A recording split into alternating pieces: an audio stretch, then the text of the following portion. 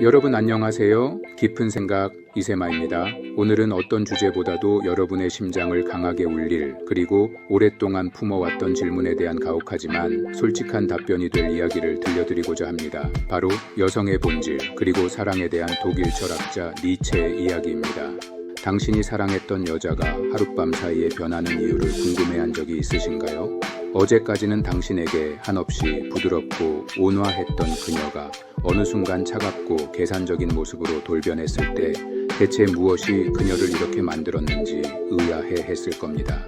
니체가 발견한 것은 여성에 대한 증오가 아니었습니다. 여성 혐오나 쓴맛도 아니었습니다. 그저 대부분의 사람들이 너무 감정적으로 깊이 투자하여 명확하게 볼 수 없는 권력 역학에 대한 냉철하고 외과적인 분석이었습니다. 왜냐하면 자연이 이해한 것은 바로 여기에 있기 때문입니다. 당신이 사랑한다고 생각하는 여성은 당신에게서 무언가를 얻기 위해 신중하게 만들어진 공연 캐릭터일 수 있다는 것입니다. 그리고 그녀가 진정으로 추구하는 것은 당신의 마음이 아니라 당신의 의지입니다. 이 이야기는 여성 혐오에 관한 것이 아닙니다. 현실에 대한 깨어남에 관한 것입니다. 우리가 여성의 본성, 사랑, 관계에 대해 배워온 모든 것이 사실은 감정적으로 순응하도록 설계된 아름다운 거짓말이었다는 것을 이해하는 것에 관한 것입니다. 니체가 본 진실을 보는 순간 모든 것이 변하기 때문입니다. 여성에게 접근하는 방식, 자신을 소중히 여기는 방식, 현대 연애가 가져온 복잡한 심리전을 헤쳐나가는 방식까지 말이죠. 그러니 아무리 진실한 여성이라도 무의식적으로 입는 가면, 뒤를 볼 준비가 되어 있다면 저와 함께 이 불편한 진실 속으로 들어가 보십시오. 니체는 남자의 행복은 내가 할 것이다. 여자의 행복은 그가 할 것이다. 라고 말했습니다. 언뜻 보면 고대의 여성 혐오처럼 들릴 수 있습니다. 하지만 더 깊이 보세요. 니체가 드러냈던 것은 남성과 여성이 근본적으로 다른 관계 전략에서 운영된다는 것입니다. 남성은 자신의 의지를 세상에 직접 강요하려고 합니다.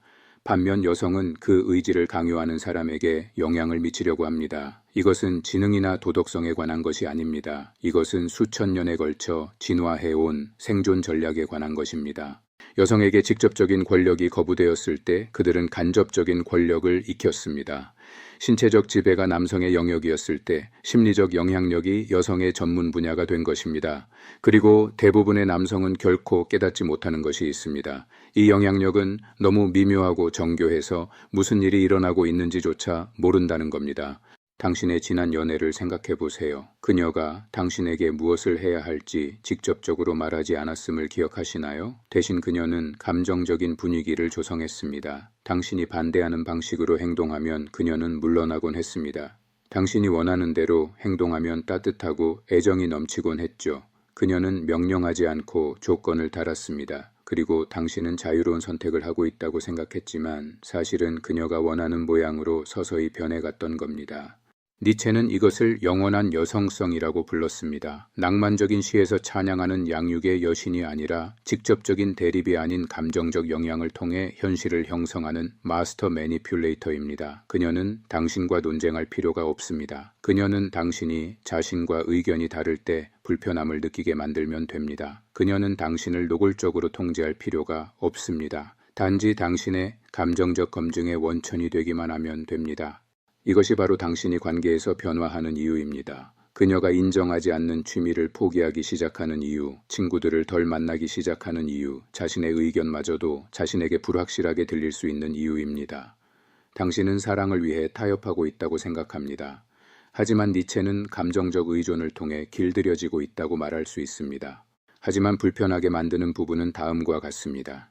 이 과정에서 당신은 피해자가 아니라는 겁니다. 당신은 기꺼이 참여하는 사람입니다. 당신의 일부는 삶의 감정적 퍼즐을 알아낸 것처럼 보이는 누군가에게 의지를 내어주는 것에서 오는 감정적 안정을 갈망합니다. 당신은 선한 남자가 여성을 위해 희생한다고 믿도록 자랐습니다. 사랑은 그녀의 필요를 당신의 필요보다 우선시하는 것을 의미한다고 말이죠. 남성적 미덕은 여성의 승인을 위해 얼마나 기꺼이 포기하느냐에 따라 측정됩니다. 그래서 당신은 동등한 존재가 아니라 지지자로서, 파트너로서가 아니라 여신에게 은혜를 구하는 예배자로서 관계를 맺게 됩니다. 그리고 그녀는 이 숭배를 받아들입니다. 그녀가 악해서가 아니라 전체 사회 구조가 그녀에게 관계가 이렇게 작동한다는 것을 가르쳐왔기 때문입니다. 그녀는 남성의 관심, 남성의 자원, 남성의 감정 에너지를 자연스러운 이유로 간주하도록 조건을 받아왔습니다. 이기적이기 때문이 아니라 어린 시절부터 자신의 가치가 남성의 투자를 유치하고 유지하는 능력에 있다고 들어왔기 때문입니다. 니체는 우리가 낭만적인 사랑이라고 부르는 것이 실제로는 상호 애정으로 위장한 정교한 권력 교환이라는 것을 보았습니다. 그녀는 당신에게 선택되고 원하며 필요한 존재라는 착각을 줍니다. 그 대가로 당신은 그녀에게 자율성, 자원, 정체성을 부여합니다. 그리고 양측은 이것이 가장 높은 형태의 인간관계라고 스스로를 설득합니다. 하지만 환상을 꿰뚫어 보기 시작하면 어떤 일이 일어날까요? 패턴, 감정적 조작, 미묘한 행동 방식을 인식하기 시작하면 진짜 테스트가 시작됩니다. 대부분의 남성은 이 진실을 엿볼 때 씁쓸해지거나 눈이 멀기 때문입니다. 그들은 게임에 대한 여성을 싫어하거나 게임이 존재하지 않는다고 스스로를 설득합니다. 니체는 세 번째 길을 제시했습니다. 증오가 아니라 부정이 아니라 숙달입니다. 게임을 너무 완벽하게 이해하고 있어서 플레이할지, 플레이 방법, 그리고 테이블에서 완전히 벗어날 시기를 선택할 수 있는 경지에 이르는 것입니다. 이제 니체의 사상을 바탕으로 가장 두려워해야 할 여성은 공개적으로 공격적인 여성도 아니고 명백히 조작적인 여성도 아닙니다. 바로 무고한 통제 기술을 완벽하게 갖춘 여성입니다. 그녀는 결코 목소리를 높이지 않습니다. 직접적인 요구를 하지 않습니다. 그녀는 그저 사랑하고 지지하고 배려하는 것 외에는 다른 사람이 아닌 것처럼 보입니다. 하지만 어떻게든 신비롭게도 당신의 삶의 모든 것이 그녀의 감정 상태를 중심으로 돌아가기 시작합니다. 이 여성은 도덕적 폭정이라는 니체의 개념을 익혔습니다. 즉, 죄책감, 수치심, 정서적 의무를 조작하여 다른 사람을 통제하는 능력입니다. 그녀는 무엇을 해야 하는지 알려주지 않습니다. 그녀는 단지 원하는 일을 하지 않으면 슬프거나 실망하거나 상처를 받을 뿐입니다.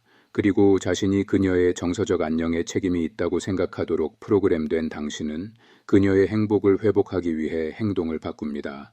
그녀는 절대 친구들과 사귀지 마세요라고 말하지 않습니다. 대신 당신이 계획을 언급하면 조용히 물러납니다. 그녀는 당신이 목표를 추구하는 것을 금지하지 않습니다. 그저 그 목표가 우리에게 어떤 영향을 미칠지에 대한 우려를 표현할 뿐입니다. 그녀는 당신의 관심을 요구하지 않습니다. 다른 일에 집중하려고 할 때 그녀는 더 아름답고 더 취약하고 더 궁핍해집니다.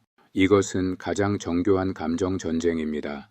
그리고 그 천재성은 당신이 무슨 일이 일어나고 있는지 결코 제대로 파악할 수 없다는 것입니다.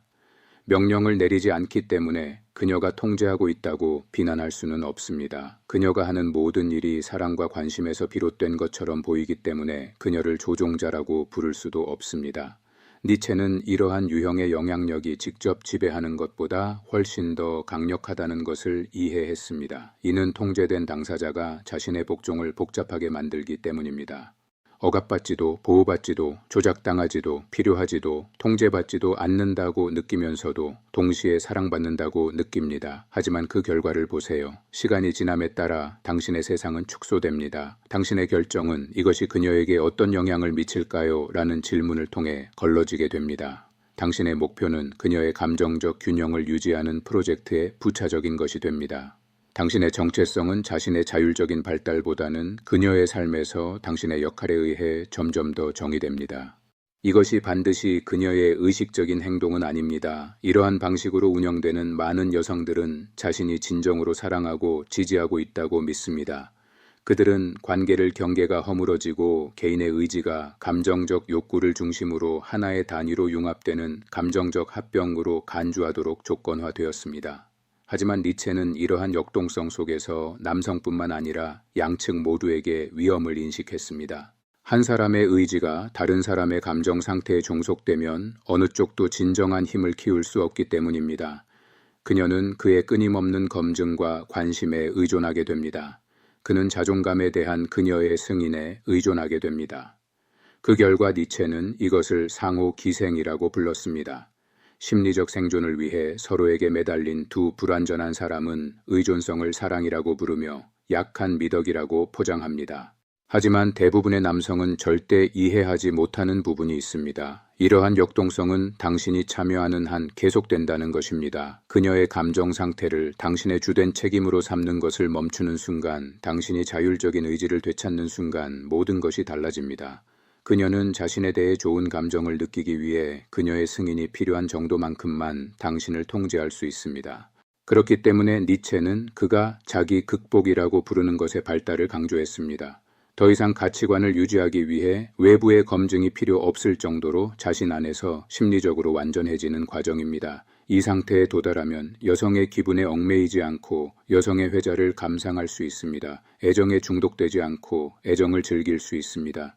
감정 조작을 통해 무의식적으로 당신을 통제해 온 여성은 이러한 변화를 즉시 감지할 것입니다. 그리고 그녀의 반응을 통해 관계의 진정한 본질에 대해 알아야 할 모든 것을 알려줄 겁니다. 그녀가 새로 얻은 자율성을 존중하고 평등한 사람으로서 당신을 만나기 위해 나선다면 진정한 무언가를 만들 수 있을 겁니다. 하지만 그녀가 감정 전술을 더 까다롭고 더 교묘해지고 위기와 드라마를 만들어 당신의 관심을 되찾으려는 의지가 강해진다면 당신은 결코 사랑을 다루고 있지 않다는 것을 알게 될 것입니다.